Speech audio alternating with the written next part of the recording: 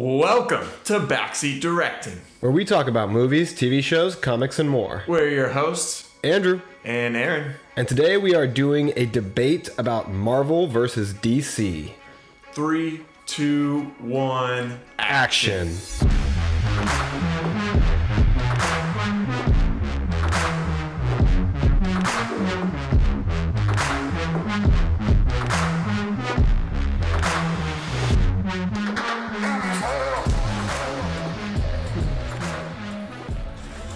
Marvel versus DC. It's the debate everyone wants to have. Andrew, what side are you on? I am obviously taking the spot of the first to ever do it. The team that created the original superhero, the Superman. I'm taking DC. DC. Which means I'm going with Marvel. Otherwise, we wouldn't be having this debate. Just pack it up and go home. So for the purposes of this debate, we're going to be going over all the forms of content, just like we talk about on the show. So we're going to be talking about movies, TV shows, comics, everything that they produce. We're not talking about who's going to win in a fight because like we talked about before, you can argue, depending on who's the writer. Obviously, we've seen Batman beat Superman, which I'm a huge Batman fan, and I see why people call that ridiculous. So, it just depends on the writer. And we've seen, comics where Batman defeats Captain America in a crossover event, but then they team up together. But it's all just, whoever is holding the pen at the moment, because these characters, just because Batman has high battle IQ doesn't mean he can somehow beat the Flash.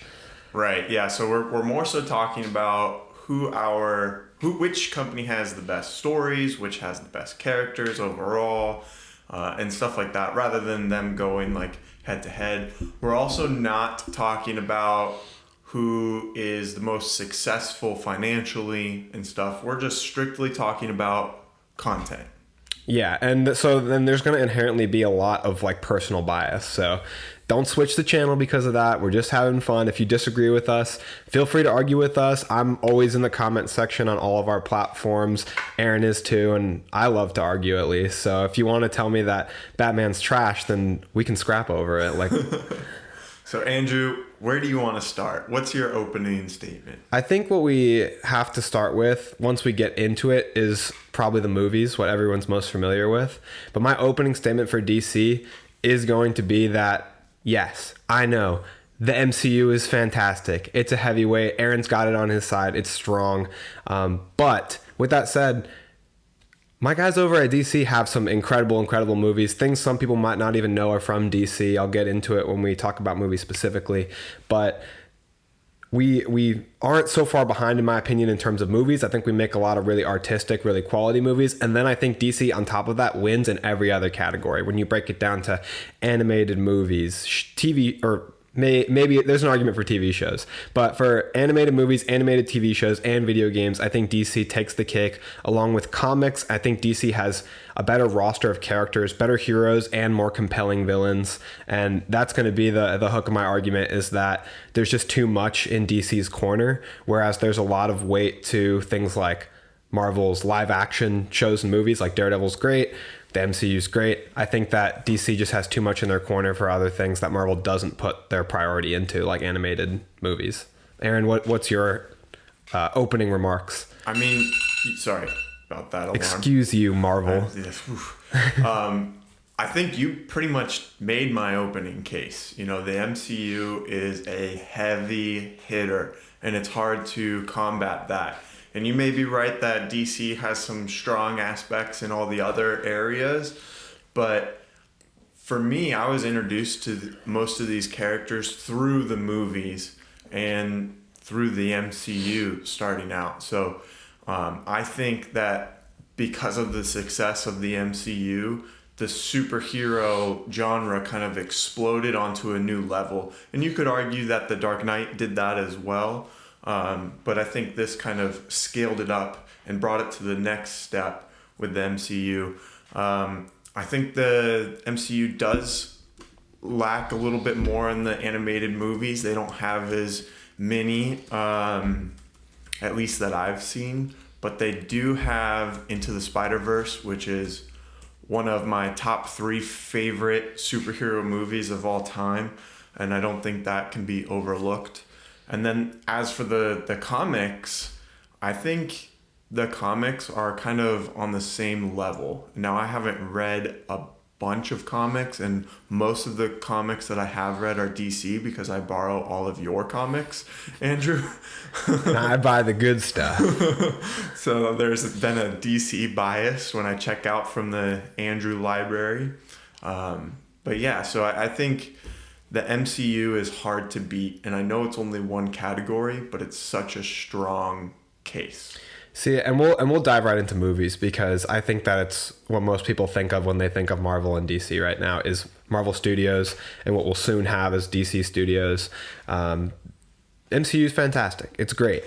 DC is not out of the running. I'm not going to sit here and tell you that the Snyderverse is better than the DC universe because I'm not on crack. I'm not absolutely insane. But what we do have is a collection of incredible artistic movies. Like, while you were talking, I made a note because I think MCU has more fan acclaim, and I'm a fan. I have more acclaim for the MCU in terms of its overarching storyline and how connected it is. But DC, I think, has more critical acclaim because things like we still have 4 movies that earn $1 billion, and that's 2 Dark Knight movies, and then the Joker and the legendary Aquaman.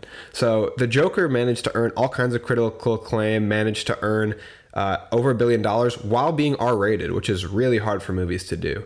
And yes, Avengers Endgame made $2 billion, but it's preaching to a bigger audience. And like I said, it's fan versus critical. So I think that they kind of each have their own arguments in this area, which could be seen as nullifying each other. When you've got like something artistic like the Dark Knight trilogy, just killing it, like telling a really artistic, dark, gritty story, like they tell these darker stories. And then Marvel, has their area where they kill it. So if you can balance that out, then all the other areas where DC wins makes them take the cake when you're talking about everything combined. Yeah, they do a good job of like kind of separating themselves a little bit. You could argue that the MCU and Marvel movies are a little more family friendly and they reach a broader audience, while the DC movies are a little more on the dark side, a little more grungy and kind of story driven and stuff, rather than those like little one-line funny punches and stuff that the MCU does. Well, DC also has other stories too. Like, sitting on the table here, we have V for Vendetta and Watchmen. Those, I think, are 2 incredibly, well-crafted films and stories for the comics, original stories that are not just in the main canon of the DC universe. And like, those are big, heavyweight things in my mind for DC, because I absolutely love those movies and those stories.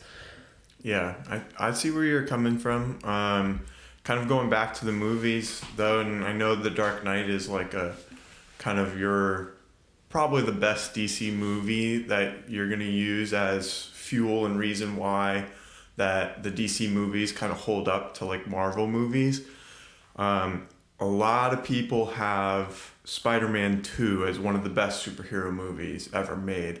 And that did come out first, so that could have helped give people interest and maybe exposure to superheroes to kind of pass the mantle over to the Dark Knight in a way.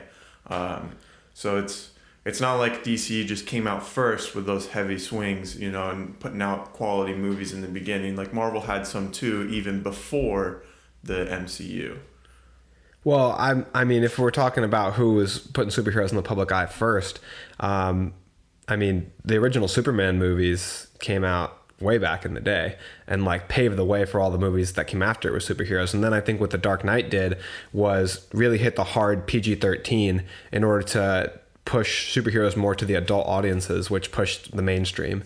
Not that Sam Raimi's Spider-Man movies didn't also help push into the mainstream. X-Men movies didn't do that also, but they really pushed the intensity and the adult nature of the superhero characters, which Batman's always, I feel like, kind of led the charge with that, with like the dark noir mystery elements, like Batman and Superman, big heavyweight hitters in terms of characters for DC. I feel like they missed the mark on that movie, didn't they? They missed the mark on that movie, but what I want to say too is like, even the movies where I feel like DC has failed us, like Dawn of Justice. There's still like incredible nuggets in those movies that you can really enjoy, like a fight between Batman and Superman, which like if I'm gonna watch I prefer the Dark Knight Returns storyline, the Dark Knight Returns that we get, the animated movies and the comics, but what we got on screen in live action, like I wouldn't trade that. Like, I mean, I wish they'd made a better movie, but it's just incredible to get to see those two fight on screen at such a great scale. They're cool fights for sure. It's the story that kind of falls flat and misses the mark, you know? I could agree with that. And yes, the action is really cool to see, but at the same time, you're going there to watch a good movie. You know, like you don't want to go into the movie theaters and just see a few good action scenes. Like, you want to be able to be like, wow, that story actually moved me. It made me feel this or it made me feel that, you know, and like, unfortunately, the DCU, for whatever reason, just kind of missed the mark on a lot of their stuff. And I think it's because they were trying to play catch up to the MCU, which is unfortunate because I would have rather them have taken their time, you know, because I do like the characters of DC, you know, but the movies just aren't there for me, you know, and like, I didn't even watch after like the Batman versus Superman movie. I didn't even watch the DC movies until like a month ago, so I could get prepared for Black Adam and stuff because I wanted to see that. And like, but what you had seen was all the Dark Knight trilogy, and you saw the Batman in theaters. So those are like incredible movies. They are for sure. The Snyderverse has a lot of problems, but we have those 4 movies. We have Christopher Reeve Superman movies. And I think if you look at just cinematic universe side by side, Marvel is just beating the crap out of DC. I think that's kind of where Marvel stands apart, is that Marvel's been consistent at being able to maintain a universe, whether that's through the MCU, which most people know, or if that's through the X-Men world too, you know, with all the mutants. Like, how long has Hugh Jackman played Wolverine for? Over a decade. And, you know, he's in how many movies? Yeah, well, 10 or so. Like, how many Batmans are there? 10? Michael Keaton's coming back as Batman, so he's been playing Batman for like 25 years. Well, they canceled Batgirl. DC even knows that these movies are bad. Well, I think that's a step in the right direction. No, not that part, but all the corrections they're making with the DC universe are steps in the right direction for DC to have a better future. But we're not talking about who has a brighter future.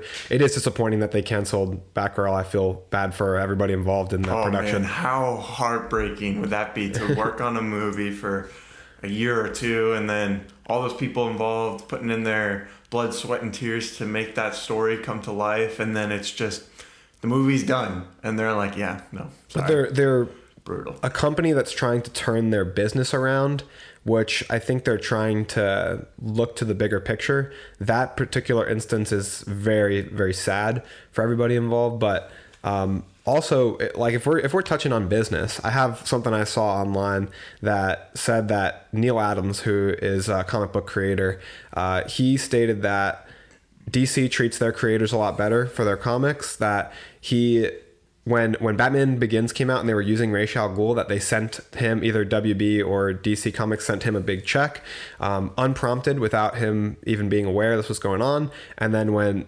X-Men, which X-Men movie is this, with Havoc, the First Class, when First Class came out, he had a character in it named Havoc, and just radio silence from Marvel. So, I mean, I think that in terms of their business acumen, there are pros and cons to both companies. They've both made a lot of mistakes. There are things like looking back, if you go back to their early years of their comics, there are definitely things that can be found that are a little hairy for both companies. Yep. But in terms of what they're producing, it's just the cinematic universe that wins for Marvel. The individual movies, DC has some incredible properties. Like Suicide Squad 2 is great individual movie. Yeah, I think it is that they do good at like the individual movies and stuff, but it's still, for me, hard to ignore the collective of the MCU. But even still, there's good standalone movies outside of that too. Like, I really enjoy The Amazing Spider-Man. I know some people kind of have different opinions on that one. I think that is the best live action representation of Spider-Man. You know, we get to see him swinging through New York City. The graphics are great. The You know, the dynamics of the movements are really cool, and then there's a good story there too, and also you have like Deadpool and stuff kind of standing on their own because it wasn't originally in the MCU. You know, they're kind of pulling it in now. It was more of like in the X-Men world. I would say that was kind of like a standalone movie. But even those movies to me stand on the same themes that Marvel is like built on, which is like the action comedy, whereas like the different movies that are separated in the DC universe. You're saying the DC universe has more of like a dynamic range? To their themes, yeah, they have more dramatic elements, darker elements, whereas they also have a movie like that fits the Marvel themes like Shazam. So like Marvel stays in their lane, whereas like a movie like The Joker, DC makes like an R-rated movie. I mean, they have Deadpool, which is R-rated, still comedy, still action comedy. Yeah, if it's not broke, don't fix it. Fair point. But no, I see where you're coming from, and I would like to see more of a darker movie from Marvel. And maybe we'll get that with Blade. Maybe we won't. You got Morbius. Nah. Yeah, we don't. No. The thing is, like, Marvel does flops too. I get that that's the Sony universe, but not everything is a smash success. Like the Thor: Love and Thunder has been really like not loved by audiences, you included. I love that movie. It's so much better than all of DC. But I mean, we have I'm gonna move on from movies in a second, but we do have really good movies that have crossed the $1 billion mark. We have Man of Steel. Even that movie start kicking off the DCU, most people would agree is a great movie. That is a great movie, definitely. But I'm excited for the second one. While we have been talking about an animated unit, I'm excited for the second one as well. Oh my God, Henry Cavill's coming back. If you guys haven't heard, baby, woo, what's done? Let's go. But while we're talking about the cinematic universe, DC has an animated cinematic universe, which is something that Marvel hasn't even tried to do. Yeah, no, you're not wrong. They have an entire list of, and you said earlier that Marvel has less animated movies. You are correct. On IMDb, Marvel has 17 animated movies and DC has 73. So DC puts way more effort into in my opinion, into their animated content, shows and movies. They show that it's a priority creating it. I mean, and the animated content is content for adults and kids. But I mean, these comic book properties started with young audiences. So I feel like hitting the animated mark is a big part of getting that demographic. So they definitely make a big point of creating lots of animated content. Yeah, it seems like, at least in this day and age, Marvel is really good at one thing, and that's the MCU. And I would like to see more animated stuff from them, and I think we're kind of headed into that direction. We got the Spider-Man series coming out in the next year or so. They're bringing back the X-Men series. I don't have a lot of faith in the Spider-Man animated series, but at least they're putting an effort to kind of bring that back, even while like still having that within the MCU. You know, like they're making an effort to kind of branch out and do different things. They had What If. I thought What If was good. This is a little bit different, being kind of like episodic rather than like a series, which was kind of refreshing in a way. The animation of that show was awesome. Did you like the animation of that show? Can you agree that was really I think it was good animation, but I also didn't finish the show. I wasn't that enthralled in the anthology format. The stories weren't like speaking to me in any crazy way. I stopped at the Marvel Zombies episode. Yeah. Can't say I've been super invested in any of the DC animated stuff either. But have you watched any of the, like, have you seen Death of Superman? Have you seen Flashpoint Paradox? Have you seen Batman Under the Red Hood? Like, these are incredible A-list movies to me that I would put over most of the live action Marvel Cinematic Universe. Like, When did a lot of those come out? I'd say between 2000 and 2020. So mostly when you were a kid?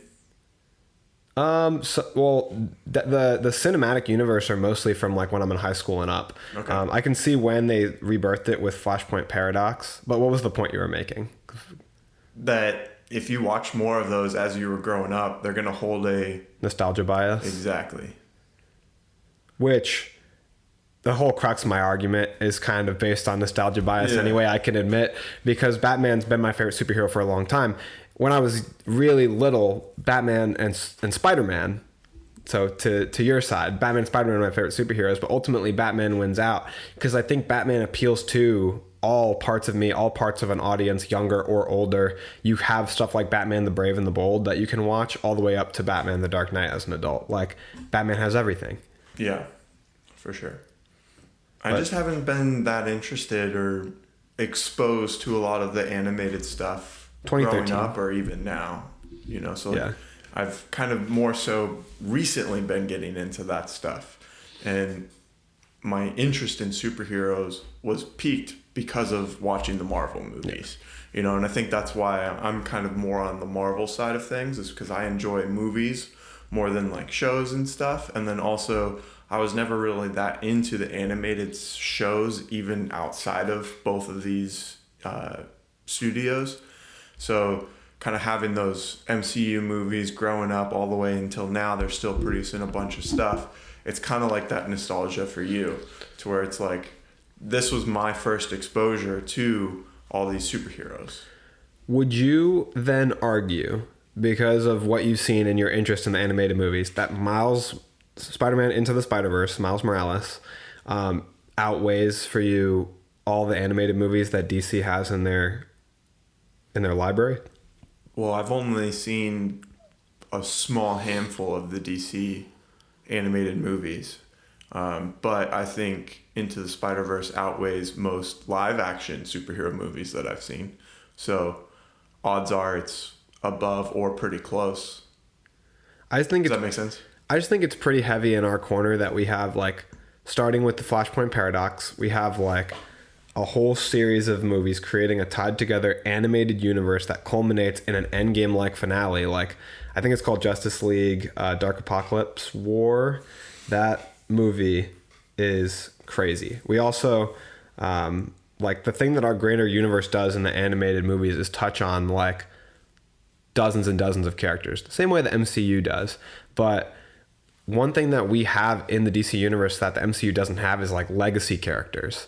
Like, going back decades and decades, we have an entire Bat family. Like, there's like 6 Robins, there's Batgirl, Nightwing. These characters have their own fleshed out story arcs where they go on to become their own heroes, who are like the sidekicks of Marvel. Like, Marvel hardly really has sidekicks. They just recently... Well, even not just sidekicks, but even replacements to their heroes. You know, they've kind of only just recently started doing that, you know? Yeah, they've got things like Ironheart and Kate Bishop, but that's like a new installment. Like, DC's been doing this, and they've been killing the game of legacy heroes. In the Flash, you have Jay Garrick Flash, like, going all the way back in history to like a family line of Flashes. Like, you've got Impulse, you've got Barry Allen Flash, you've got Wally West Flash. Like, DC has like these families of characters and these legacies of passing the torch in a way that Marvel does not have. Yeah, and I think that's a strong argument. For me, as someone who wasn't invested as early and is coming into these worlds kind of as they are now, like fully developed with all these different characters, sometimes that's a little overwhelming for someone to kind of consume, you know? Like, it's kind of like the same thing when people are like, where do I start in comics? Well, because there's like 7 different storylines, there's a bunch of different writers for one character, you know, like it's just kind of gets all meshed together, and it's like, where do I go? But I think somehow Marvel manages to have even more confusing comic storylines. Like, Marvel's harder to read in like a linear fashion than DC. DC will like do a revamp event like New 52 or Rebirth, and like then they'll have the Justice League story written by one author, and then that author might also be writing like Superman or Batman, and things are cohesive. Like, Marvel just has these timelines that like kind of interweave, and they're alternate realities and all these things. Well, how many Marvel comics have you read compared to DC comics? Not as many, but this is just like a common complaint that I've also heard from people, YouTubers that have read more stories than me. So like, I can't really talk towards that because I haven't read a lot of those comics, you know, from either world. I find generally DC like easier to understand.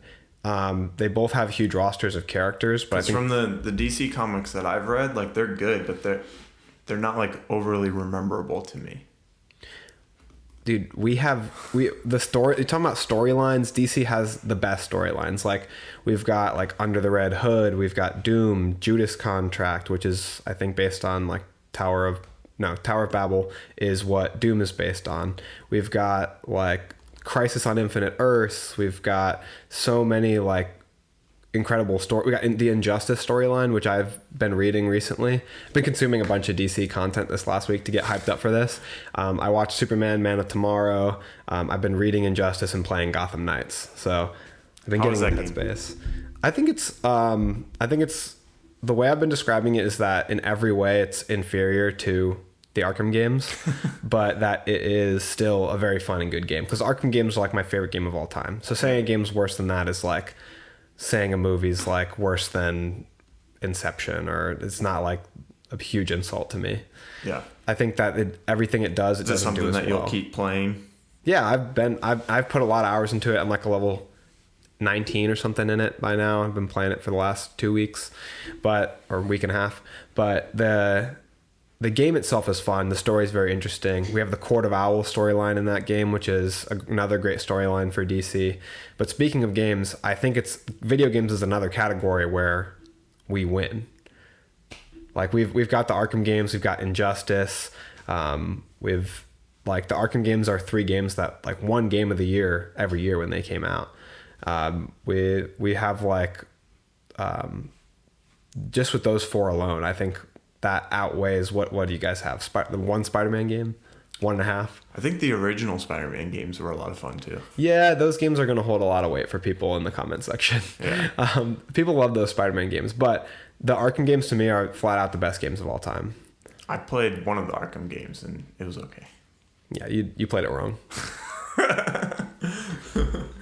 But the Arkham games tell a complete linear story over a trilogy of games. Arkham Origins being a prequel. So it seems like the DC's really good at telling stories, but they just can't in movies. Why? Well, I think it's really hard to tell stories in movies because there's a lot of things that get in the way. You have to please a lot of studios, whereas they have, I think, more freedom to tell the true, accurate comic book stories when it comes to an animated movie or an animated show. There's just kind of a lot of like going through the maze when you go into a movie, and Marvel just has their stuff together on that and DC doesn't. So Andrew, yesterday we hit 100 subscribers on our YouTube page. 100 people have clicked that button saying that they like our content and would like to see more. Yeah, thank you. First of all, thank you so much. We really appreciate anyone who listens or follows the show. In that vein, we are asking that if you wouldn't mind, please just give us a rating, rate us on Spotify. It helps out a lot, helps other people find the show so we can continue to grow our platform. Also, we do not have any ratings as of right now on Facebook. So if you would look for us, we are Backseat Directing on Facebook and Spotify, and those ratings would help a ton. Boom. Andrew, you said you had some more stuff on video games. Yeah, right back into it. So I could say that we have incredible Lego games, but Marvel has great Lego games also. I think we kind of started the charge DC with Lego Batman though. So we had the first foot in there that made it work for superheroes and Legos because that was kind of after Star Wars. Tripod. Squeaking. Because Star Wars did Legos first, but we did superheroes first. We also have Mortal Kombat versus DC, which is huge. And then our lineup also crosses over with DC in the Injustice games as well. So Where do you find all of this time to watch and play all this stuff? It's just a matter of loving the content. You just don't sleep at night when you love Batman as much as I do. Jeez. But yeah, I think that we're really crushing it on all those fronts. Other than the cinematic universe, I think that we have like even live action TV shows. Yes, you have Daredevil, one of my favorite TV shows. But we have like iconic shows like going all the way back to Smallville. We have Arrow, The Flash, Titans, a new show. Have you watched any of those shows all the way through though? Because you're bringing them up of like, oh, these shows are good. These shows, we have this and that. You've never talked about those shows to me ever. I've watched a full season of Peacemaker, but I quit. Don't bring up all these shows that you don't like. It's still a point as to why DC is a contender in shows, because they have like but volume isn't necessarily like the win all be all, you know, like it has to be good too. I'm not arguing the volume of shows. I'm arguing that there are a bunch of fans who love these shows. Even if I quit watching Arrow, doesn't mean it's a bad show. And then they literally have an animated or a live action TV show. We're talking about which ones have good stories and which ones have good characters and stuff. And they do have good stories, just because I'm not, finishing but you're them. the biggest DC fan I know, and you didn't finish those shows. You know, Zach. Zach don't bring those shows. Zach's a bigger DC fan. But he Zach's finishes disappointed those shows. in The Flash too. He just watches it because he likes the character so much. But these shows also have a live action universe for the TV show. Another universe that...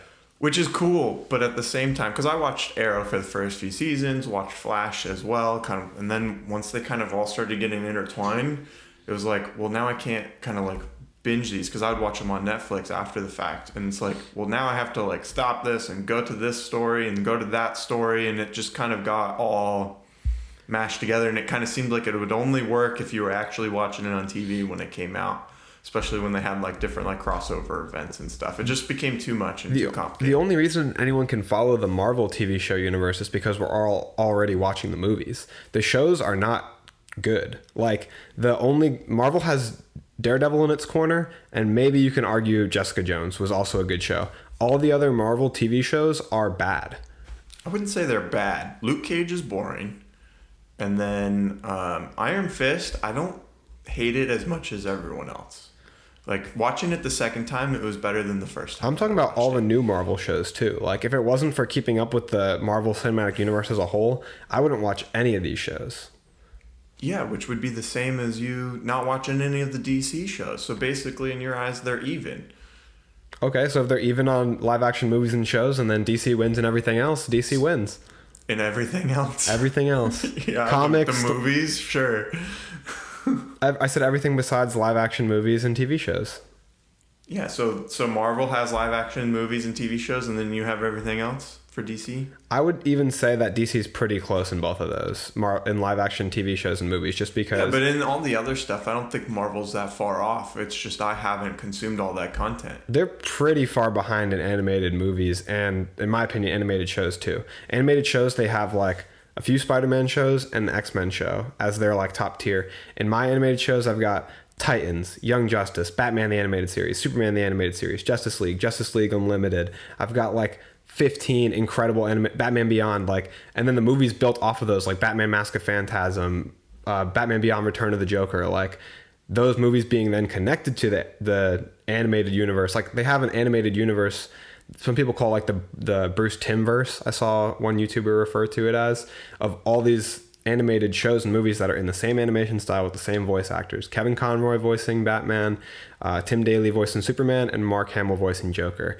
And those are like incredible voice performances that like they don't have. Like Kevin Conroy throughout DC like voices Batman in the games, in animated movies, in Batman the Animated Series, Justice League TV show. And Hugh Jackman plays Wolverine all the way through all of his movies, never been replaced.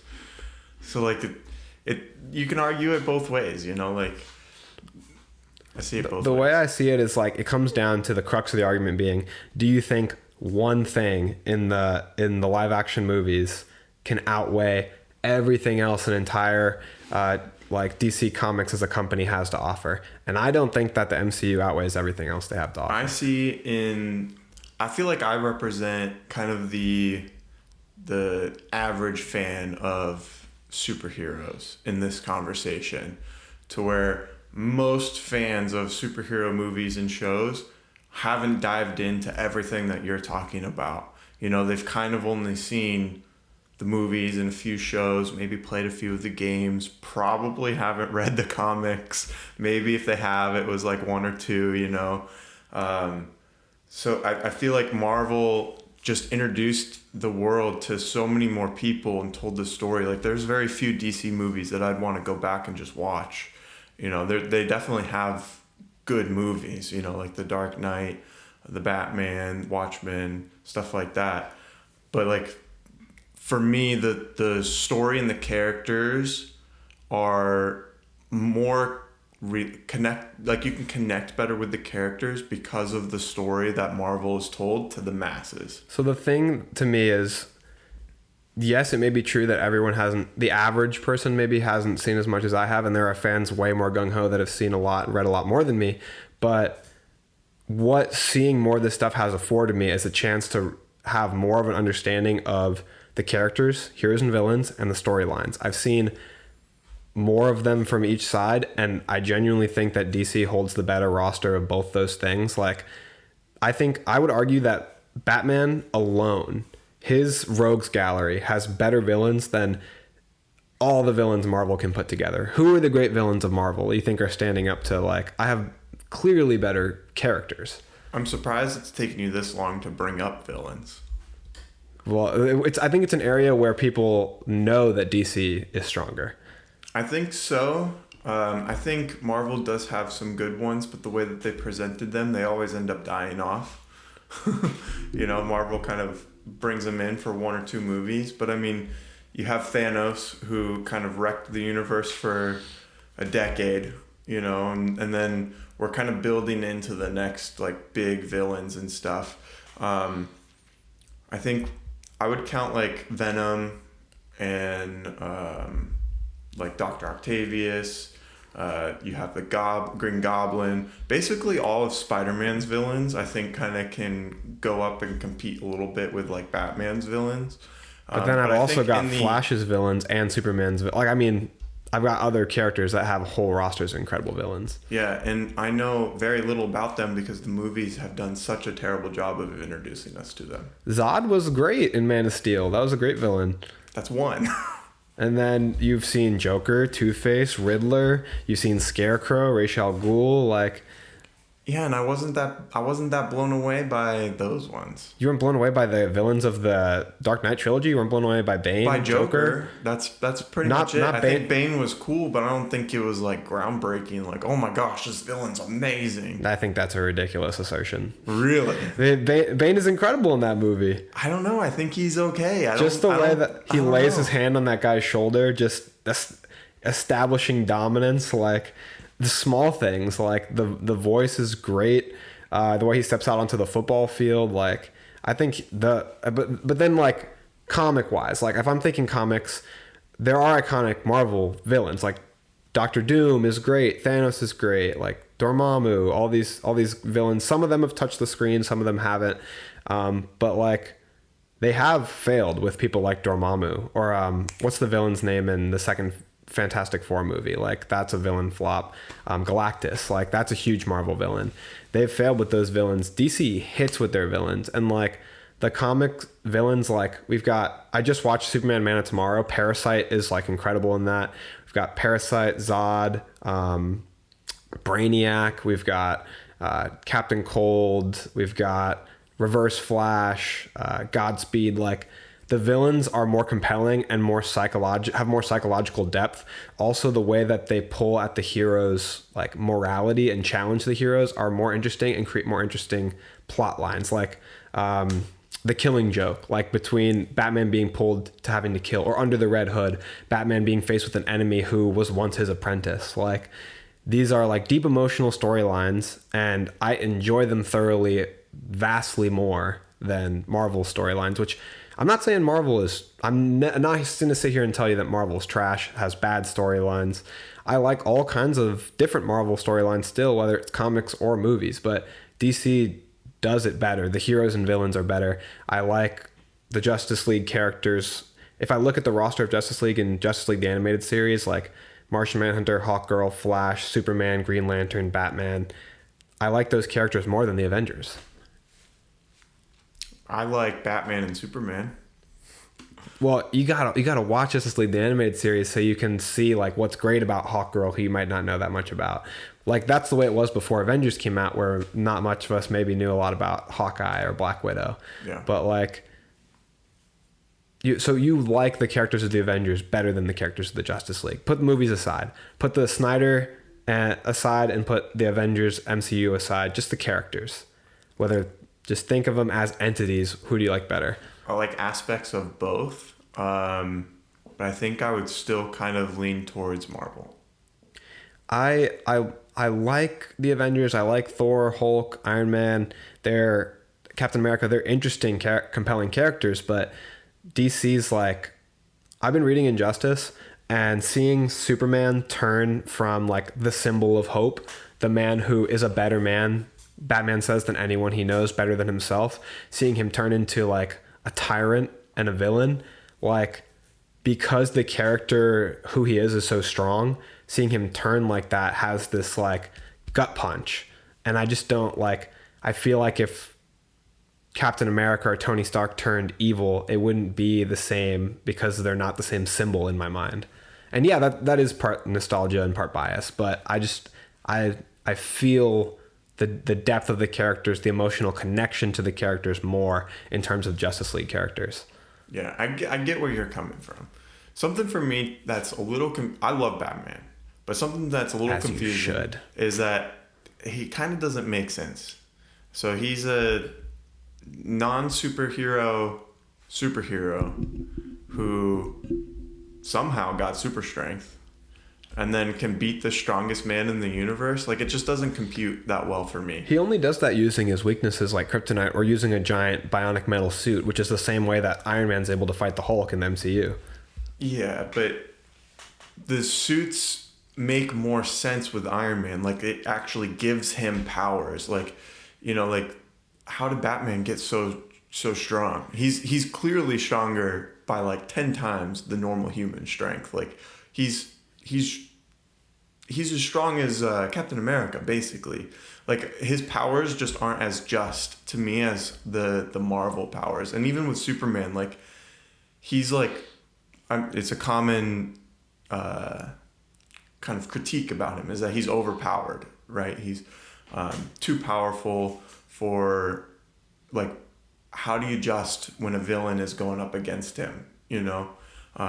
They made the Krypton, they had to like bring in some weaknesses for him and stuff. But like, that's so, if I can cut you off, that's also where DC gets creative and smart with their writing, because I can think of a few storylines where like Superman is challenged by something other than strength. That's why they can fight him. Like Parasite, the movie I just watched, every time he punches him, shoots him with lasers, Parasite absorbs energy, so hitting him makes him stronger. So like he's challenged in a way that his strength no longer matters. Or like he fights Lex Luthor, where it's a battle of wits, a battle of maybe the villain's holding someone he loves hostage, like just happened in Injustice. They take his parents into the mirror dimension. Like, he's challenged in these ways where his strength no longer matters, no matter how strong he is, and he has to use his wits or his morality or teamwork. So that creates these creative plot lines that are like interesting. Or in All-Star Superman, which I read recently, he flies super close to the sun and his cells are supercharged, so he's stronger than ever, more overpowered than ever. But the story takes this like philosophical approach where Superman's now dying because his cells are overcharged. He has kind of, in a way, mutated cells, like cancerous cells that are killing him. So like they tell different stories other than just a fight in that story. Superman's now dying and is faced with his own mortality. So I think that just because he could be seen as overpowered and, they had to write him in a weakness of kryptonite or magic, I think gives them the opportunity to tell new and different stories other than just a battle of punches. Yeah. I know we weren't like debating who would win in a fight, but who would win in a fight, Batman or Iron Man? Because they're kind of like comparatively the same character. You know, they both are non-superhero people who dress up in suits and have gadgets and are billionaires. If you ask me to just give a flat answer to that question, I feel like the fair answer is Iron Man.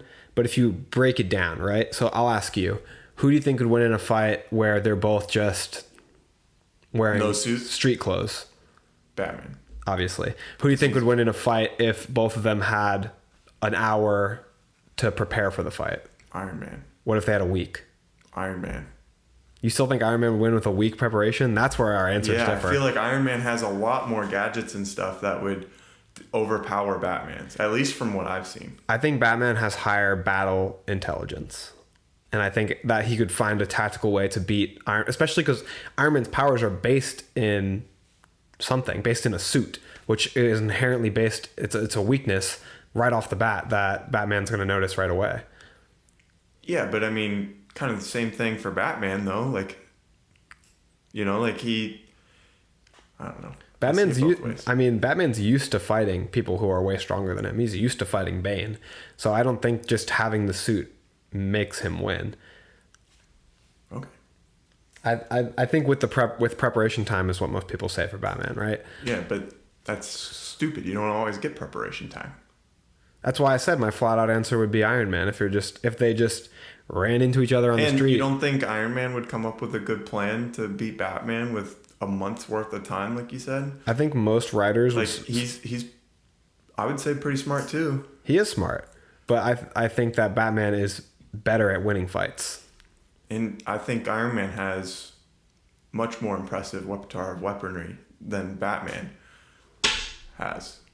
You know, like... I mean, Batman... I don't know about that. Batman has a Hellbat suit. Batman has Iron Man suits. He just doesn't always wear them. He has Iron Man level tech. They're way more stiff and non-mobile than the Iron Man suits are.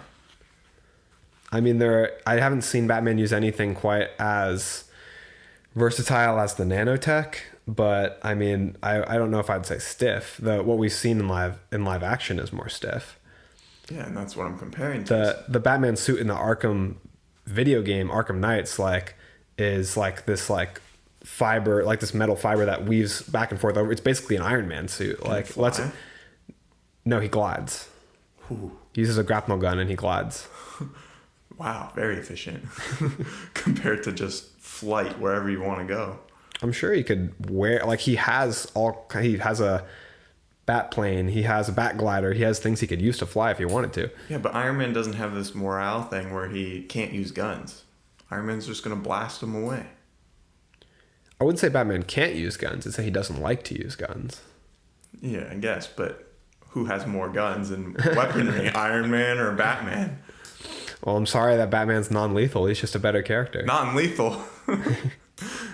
He's definitely lethal. He's not. Most canon, Batman is non-lethal. You've seen him kill people as Ben Affleck. He has killed people in comics. I'm not saying he never has. But the last 20 years, Batman has been... He's definitely beaten people to like an inch away from death. Yes. Like we saw that in the Batman. We see that in the Nolan movies. Well, the canonical Batman that I'm familiar with, my favorite Batmans are animated, games, comics, and that Batman is staunchly against beating people within an inch of their life, paralyzing them. He believes in rehabilitation. There's in Under the Red Hood, we see Jason Todd's Robin attack a criminal overly aggressively, and Batman's arguing with him, telling him that's not how we do things. We don't need to paralyze criminals. He believes in them getting back up to be a better person. That's the Batman that is what I believe in. Is there anything else in this kind of Marvel versus DC discussion that you want to bring up? I don't know. We hit movies, animated as well, TV shows and animated. We hit video games. We touched on comics a bit here and there. What about heroes before we go? Who do you think has better heroes? I thought we kind of already went over that with comparing the Avengers versus Justice League. So you flat out think DC has not as good heroes as Marvel? I think I'm more invested in the Marvel heroes, and not even outside of the Avengers and stuff. Spider-Man first is my favorite superhero. That's Marvel. Daredevil is probably up there towards the second. I really like Batman. I like Superman. I would say that I like Deadpool, pretty close to those two as well. I'm excited to see where they go with Moon Knight. I think the show is really good. I think it kind of lacked in production, not necessarily story. I think the story was really good. So I'm excited to see if they kind of expand on that and maybe put some more time and money into that. Yeah, I'd say I like the Marvel characters a little better. I do like the darkness of the DC world, though. Do you think that Marvel's villains compete with DC's villains? I definitely see that DC has more depth to their villains, and that their villains can kind of stand the test of time a little bit more and kind of have a longer storyline with the heroes than kind of what Marvel's done with their villains. So I'd say DC is probably in the lead on that side. If I were to break it down, I'd say that I could see Marvel winning in live action movies and live action TV shows, and I think DC definitely takes the cake. Animated movies, animated TV shows, video games, comic books, characters. And so I have to give it to DC for those reasons. I feel like characters can kind of go either way, but all the other ones, I can agree with you. The thing is, you just give more weight to the live action things, and that's why you're... Yeah, so I want to kind of phone a friend or call the hotline. For anyone listening, Andrew has seen a lot more of the DC stuff than I have of the Marvel stuff. So I need your help to kind of combat him because he has a lot of knowledge on his source material. So what did I miss throughout this whole discussion? Help me kind of find the pieces to my argument that I'm missing because I haven't seen all the shows or played all the games and all that stuff or read all the comics. So comment down below what I missed to kind of help battle some of his points. And maybe we'll find a friend or something that can come on the show with me and kind of battle you head to head that knows a little bit more than I do. Yeah, I kind of pulled some of our friends recently, and our friend Corey, who's been on the show before for our Avatar debate, he was on Team Marvel with you, and our friend Zach, who's been on the show a couple times before for things like our Batman debate, he was on the side of DC with me. And I think me and Zach just both grew up loving the characters, loving Batman. The animated series, Justice League itself alone, does incredible things like telling really good DC stories, like the Crisis crossover, like the alternate universe stories, Justice League versus Injustice League, in things like Young Justice. Like these storylines to me have a lot of weight. And yes, Marvel has things like Daredevil Born Again or Man Without Fear, Old Man Logan. Like they have the Dark Phoenix stories with the X-Men. I think their biggest heavy hitters in terms of stories are X-Men stories and Spider-Man stories. But I mean, DC... I know, I barely even brought up Wolverine, how much I like him. Yeah. But I think DC's Batman stories crush most of what Marvel has in their arsenal. I'm a super huge Batman fan, obviously. It's makes up a big majority of my collection of comic books. But then we have original comic book stories like V for Vendetta, Watchmen. I believe that Why the Last Man is under the DC Black Label. Yeah, it's under DC. So all these like original stories too, outside of superheroes, that I really love. The really great overarching DC storylines are still there, like super strong. Things like the Death of Superman are huge. Like the Injustice is great. Like I've played the games and I just started reading it. It's really, really interesting story. So I would like to hear what everyone else has to say. Like Aaron, like let me know why I'm wrong, or let me know why I am actually correct. No, you don't need any help. No one comment supporting this guy, all right? But I will say, being kind of more of a fan of the live action movies, things are looking a little up for DC right now. So I'm excited to see how things shape up for the DCU moving forward. It seems like there's a lot of good things that are falling into place, but it is a little early, and we'll see how they go because they don't necessarily have my trust yet, but they're on their way. We've got Henry Cavill. So that's right. That's a step in the right direction. That is right. All right. I think that kind of wraps up this episode. This was our 25th episode, Andrew. We're a quarter of a way to 100 episodes. That's crazy. 25 episodes and 100 subscribers on YouTube. That's right. We're moving up in the world. All right, everyone. Again. Thanks so much. Remember, go give us a rating on Spotify and Facebook, and we'll see you on the next one. And that's a wrap.